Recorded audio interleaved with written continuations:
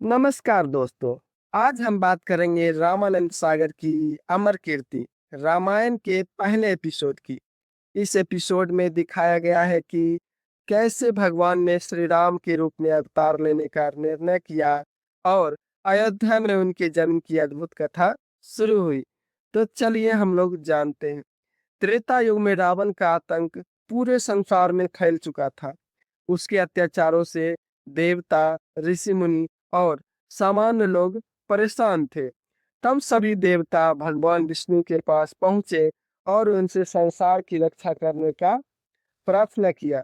ब्रह्मा जी बोलते हैं, हे सच्चिदानंद, हे सृष्टि पालक, हे विष्णुदेव, पापी रावण के अत्याचारों से पीड़ित होकर ये पृथ्वी, ऋषि मुनि, देवता, गंधर्व सभी आपकी शरण में आए हैं। इनकी रक्षा कीजिए भगवान। और फिर सभी ऋषि मुनि और देवता मिलकर बोलते हैं कि भगवान रक्षा कीजिए हमारे। देवताओं के राजा इंद्र बोलते हैं कि पृथ्वी पर धर्म और सत्य का नाश हो रहा है भगवान। पाप की शक्तियां बढ़ रही है। राक्षसों का राजा रावण अहंकार के मत में चूर होकर तीनों लोगों को अपने पांव तले रौंदने के लिए तैयार है। देव, दानव, मनुष्य कोई भी उसका सामना करने का हिम्मत नहीं करता है, क्योंकि स्वयं ब्रह्मा जी और महादेव ने उन्हें वरदान दिया है। देव, दानव, गंधर्व, किन्नर किसी के हाथों से वो मारा नहीं जाएगा। धरती माता बोलती है, प्रभु आपकी सृष्टि का भार धारण करना मेरा धर्म है। परंतु जब धरती पर जगह जगह अधर्म का राज होता है, तो अधर्म से अनाचार और अनाचार से भ्रष्टाचार और भ्रष्टाचार से अत्याचार बढ़ती है। जब अत्याचार इतने बढ़ जाते हैं तो देखिए प्रभु, पाप की ज्वाला में मेरा शरीर जलने लगता है। प्रभु हमारी रक्षा कीजिए। फिर भोलेनाथ प्रकट होते हैं और बोलते हैं कि जब ऐसी अवस्था आ जाए तो सत्य की रक्षा के लिए किसी महान शक्ति का अवतार लेना आवश्यक हो जाता है सच्चिदानंद।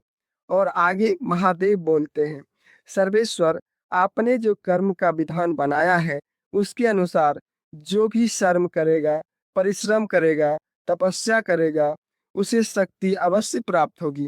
उसी विधान को निभाना आपका कर्तव्य भी है प्रभु। ऋषि बोलते हैं, बृहस्पति, धरती पर जब भी कोई जालिम प्राणी मात्र को अपनी चरणों में झुकने को मजबूर कर देता है, तो एक सच्चा इंसान झुकने के लिए तैयार नहीं होता है, क्योंकि उसे भरोसा होता है, उसे विश्वास होता है कि अंत में सच्चाई की ही जीत होगी। एक ना एक दिन हमारी जीत जरूर होगी। फिर महादेव बोलते हैं, देव गुरु बृहस्पति ठीक बोल रहे हैं भगवान। यही वो समय है जब ईश्वर का अवतार लेना आवश्यक होता है। फिर विष्णु जी आश्वासन देते हुए बोलते हैं कि हे त्रिपुरारी, पापी के पाप में ही उसके नाश का बीज छुपा रहता है। जो रावण यह समझता है कि उससे बढ़कर कोई शक्ति नहीं रही, उसका नाश कभी नहीं हो सकता, वह अहंकार में जो छुपा रहता है। और उस अहंकार के कारण उसने वरदान मांगते समय मनुष्य और बानर के हाथों न मरने का वरदान नहीं मांगा। जिस मानव को वह कीड़ों मकोड़ों के समान समझता, तुच्छ समझता है, उसी सामान्य मानव के रूप में मैं अवतार लेकर उसका ईमान भंग करूंगा। हम अपनी कलाओं सहित अयोध्या नरेश दशरथ के घर में जन्म लेंगे और असुरों के अत्याचारों से पृथ्वी को मुक्त करेंगे, ताकि जहां भी लोग धरती पर सत्य का साथ दे, वहां उन्हें एक ही विश्वास हो कि अंत में सच्चाई की ही जय होगी और पूरे पृथ्वी पर एक ही जय घोष हो, सत्यमेव जयते, सत्यमेव जयते। दूसरी ओर अयोध्या नगरी में राजा दशरथ राज्य तो बहुत अच्छे से चला रहे थे, लेकिन उनके जीवन में एक ही बड़ी चिंता थी कि उनका कोई संतान नहीं थी। उन्हें डर था कि कोई इनके बाद राज्य का उत्तराधिकारी नहीं बनेगा। राजगुरु विश्वामित्र की सलाह पर राजा दशरथ पुत्र प्राप्ति के लिए एक विशेष यज्ञ करते हैं। यह यज्ञ की पूर्णाहुति के समय अग्निदेव प्रकट होते हैं और दिव्य खीर प्रदान करते हैं।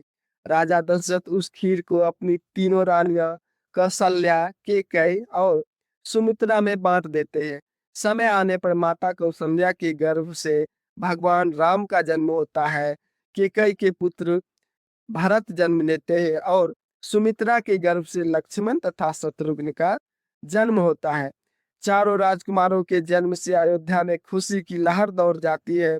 पूरे राज्य में उत्सव मनाया जाता है। लोग नाचते गाते हैं और भगवान श्री राम के जन्म की खुशियां मनाते हैं।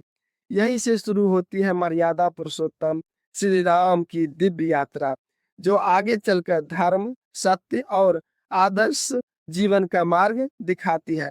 दोस्तों, आपको रामायण के पहले एपिसोड यह कहानी कैसी लगी?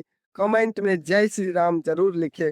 वीडियो पसंद आए तो लाइक, शेयर और चैनल को सब्सक्राइब करें ताकि अगले पार्ट का वीडियो आप तक सुलभ से पहुंच सके। तो वीडियो कैसा लगा कमेंट बॉक्स में जरूर बताएं और आगे क्या चाहते हैं जरूर लिखें कमेंट बॉक्स में। धन्यवाद।